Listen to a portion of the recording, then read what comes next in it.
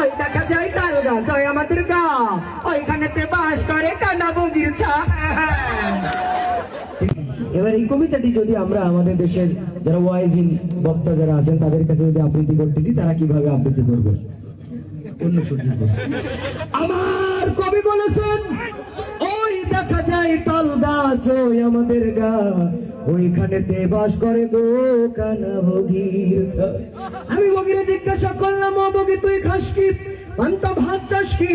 বগি কান্দা কান্দা কই পান্তা আমি খাই না, পুঁটি মাছ পাই না, একটা যদি পাই গো অমনি ধইরা গাপুস গুপুস খাই।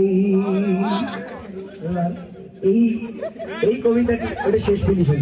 এই কবিতাটি যদি আমরা আমাদের দেশে যারা কারি সাহেব হুজুর অনেক চমৎকার করে তেলাওয়াত করেন তাদের কাছে যদি আমরা আবৃত্তি করতে দিই, তারা কিভাবে আবৃত্তি করবে? ওই দেখা যায় তাল গাছ ওই আমাদের গা ওই কানিতে বাস করে কানা বগির ছা। এবার এই কবিতাটি যদি আমাদের দেশের রাজনৈতিক মঞ্চে দাঁড়িয়ে অনেকেই গলা ফাটিয়ে বক্তব্য দেয়, আমরা যদি তাদের কাছে আবৃত্তি করতে দিই, তারা কিভাবে আবৃত্তি করবে? আমরা ভাই বন্ধুগণ ওই দেখা যায় তাল গাছ ওই আমাদের গাছ ওইখানে তো বাস করে কানা বগির ছা। ঠিক কিনা ভাইরা? এবার এই কবিতাটি যদি আমাদের দেশের একজন শিল্পী আছে হাসান অথবা সোহাগের কাছে যদি আমরা পাঠাই, তারা আবৃত্তি করলে কিভাবে বলবে তাদের মতো? ওই দেখা যায় তাল গাছ ওই আমাদের গা ওইখানে বাস করে কানা বগির ছা। ঠিক না?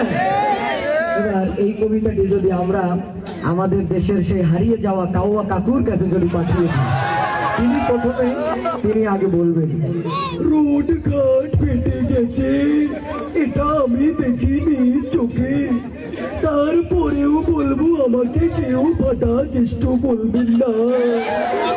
পদ্মা সেতু কিন্তু হয়েই গেল, মেট্রো রেল হয়েই গেল, কবিতা কি একটি শোনাবো? ওই দেখা যায় তাল গাছ ওই আমাদের গা ওইখানেতে বাস করে কানা বগির ছা। এনি রাজনীতি করার কিছু নেই। এবার এই কবিতাটি যদি আমাদের দেশনেত্রী বেগম খালেদা জিয়ার কাছে যদি আমরা পাঠাই, তিনি যদি আবৃত্তি করেন, কিভাবে আবৃত্তি করবেন?